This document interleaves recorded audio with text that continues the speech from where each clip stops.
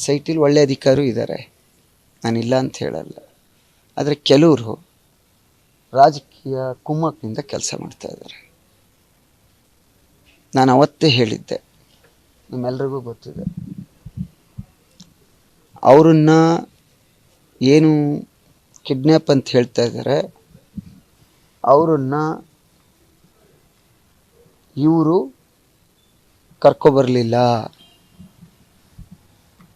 ಪವಿತ್ರ ಹರೀಶನ್ ಅವ್ರ ಮನೆ ಹುಣಸೂರಲ್ಲಿ ಆ ಅಮ್ಮ ಇದ್ದಾಗ ಕರ್ಕೊಬಂದರು. ಅವರೇ ಆ ಅಮ್ಮನೇ ಹರೀಶ್ ನಂಬರಿಂದ ಅವರ ಮಗನಿಗೆ ಫೋನ್ ಮಾಡ್ತಾರೆ.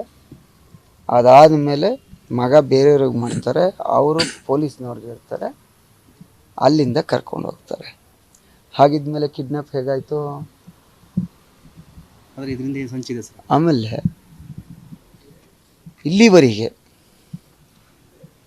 ಇಲ್ಲಿವರೆಗೆ ಮಕರಂದ್ ನಡ್ಕರ್ಣಿ ಸೈಕಲ್ ರಿಟೇಲ್ ಶಾಪ್ ಮೂಲಕ ತಿಂಗಳಿಗೆ 6 ಲಕ್ಷ ಗಳಿಸ್ತಿದ್ದಾರೆ. ನೀವು ಕೂಡ ಅವರಿಂದ ಕಲಿಬೇಕಾ?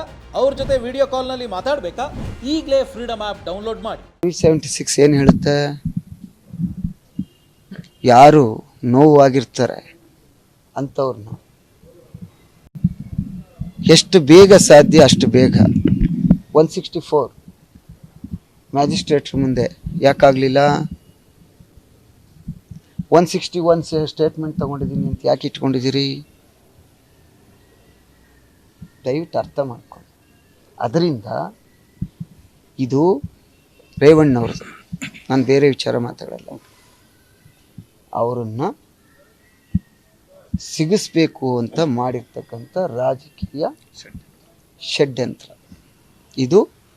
ಇನ್ನು ಇಷ್ಟಕ್ಕೆ ಮುಗಿದಿಲ್ಲ. ನನ್ನ ಹತ್ರ ಭಾಳಷ್ಟು ಸಾಕ್ಷಿಗಳಿದ್ದಾವೆ. ಆದರೆ